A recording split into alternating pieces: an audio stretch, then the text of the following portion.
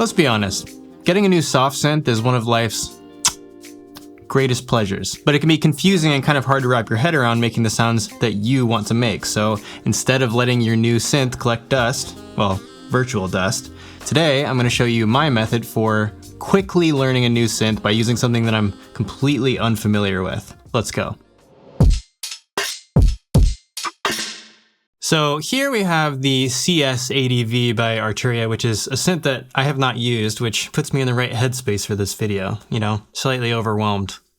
One really helpful thing that you can do before you get started with a sound is to make sure that you have the manual open. And if you're using an Arturia product, and I know a lot of other ones do this too, a really easy way to find the manual is to just open the hamburger menu here and then go to user manual, and it'll take you to the web page where you can download it. Typically when you open up new synth, it's going to start with some sort of preset on there. So just make sure that you hit new preset so we can start with everything zeroed out. And luckily we're using a digital synth, so it zeroes it out for us. So the very first thing you want to look at is how to make sound. And normally the way that you make sound is with oscillators. And so you're going to want to look for waveforms in the synth somewhere. And so the first thing that catches my eye over here on the left is this wave slider. If I just press a key here and move this,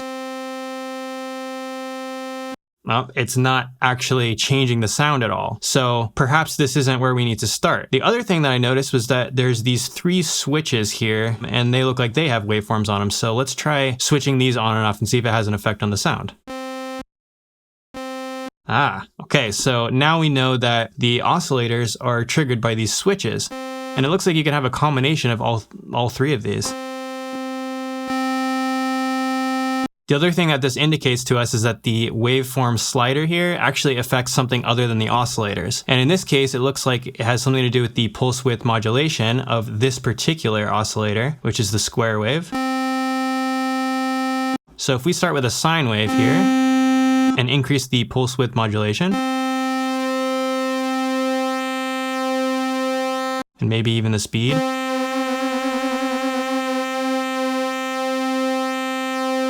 now we've learned something very crucial about the synth. And if we keep moving over to the right a little bit, you can also see that there's this noise slider, okay? And that is pretty straightforward, of course. It's probably adding some noise, but let's just try it out to see if it's exactly what we think it is.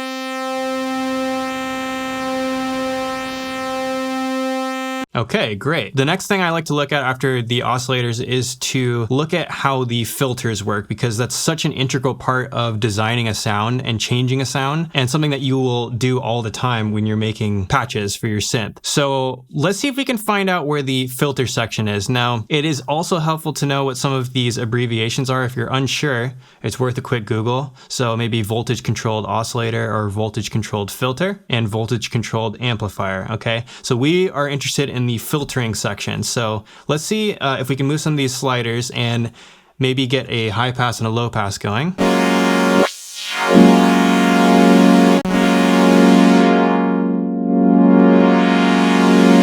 Now, just past those, you can see that there's 2 more sliders. One's called IL and one's called AL. Now, I don't know what those do. I've never seen those before. Maybe it's a quirky part of this synth, but what I do know, and this is very important that you start with the functions that you do know what they do, is the next 3 are attack, decay, and release. Let's see if we can make a little bit of a filter envelope here by lowering the low pass filter frequency. And if we slow the attack way down, let's see what happens.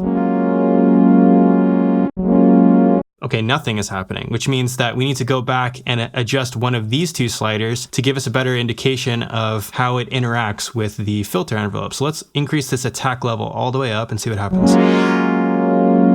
So it would seem that the attack is controlling the amount of time it takes for the attack level to reach its peak of whatever we've set our low pass filter frequency to be. And we can start making a ton of sounds just with that information alone. But let's not stop there. Let's keep going and see if we can figure out more about the synth just as is. But one thing I like to do when I don't know what the purpose of something is to just write it down in my notes in my phone like VCF level, and then I can go to the manual and quickly, press Command F, type in VCF level, and see how the synth is designed to interact with that particular slider and what it can do for you for sound design. Now, the VCA section is gonna be our bread and butter, of course, right? Like the amplitude of the sound is gonna be how loud it is, right? So if we bring the sustain all the way down, it's going to die on us. And this is going to be also a crucial section for us, but also a familiar one, if you've used a lot of synths in the past, okay? So this should be relatively straightforward for you guys.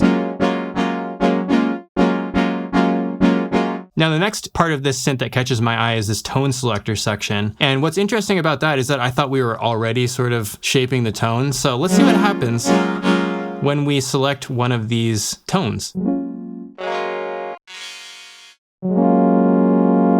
I see. So now we see that it completely changes our settings from what we had before as these presets. And then once we actually change any element of it, like let's say we bring this low pass filter down, you can see that it's now jumped from what our tone was over to this little button called panel, which means that the preset has been adjusted, okay? And so this would be a really great way to start combining different things based on whatever you're after. Like if you're after a nice keys sound or something, or you're doing some future bass and you want some brass,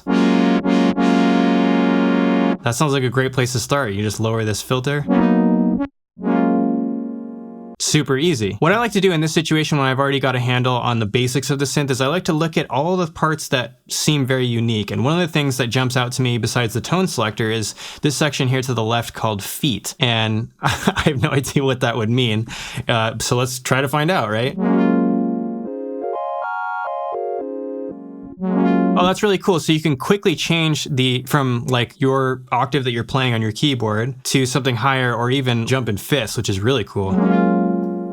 And so now you kind of develop a vocabulary for what the synth is talking about. Anytime there's these Roman numerals, now we're talking about each one of these. And you can actually, I just noticed this, but on the left, there's the 1 and 2 for each one of these synths. And you can see that it refers to 1 and 2 in different parts of the synth. So that's another thing that you can kind of keep track of, right? Now, of course, there's lots in the synth that we haven't covered yet, but this is kind of the beauty of the exploration. And the more that you explore the synth, the more that you'll discover certain little idiosyncrasies that make it unique and a better fit for whatever it is that you're trying to do in your music production, okay? Now, once I've kind of gotten my head around the basics and the more unique features of the synth, I like to actually just go through some of the presets and learn about what makes different sounds sound the way that they do.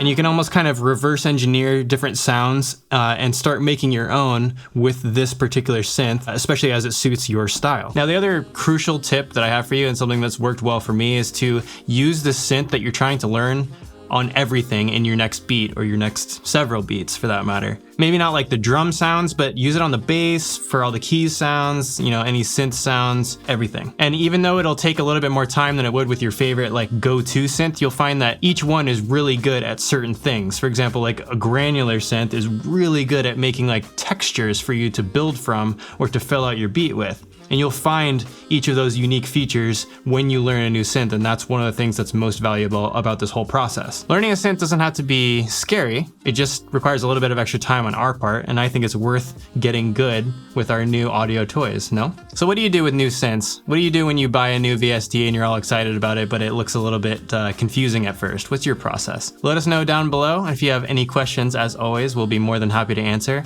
and we'll see you in the next video. Take care. Peace.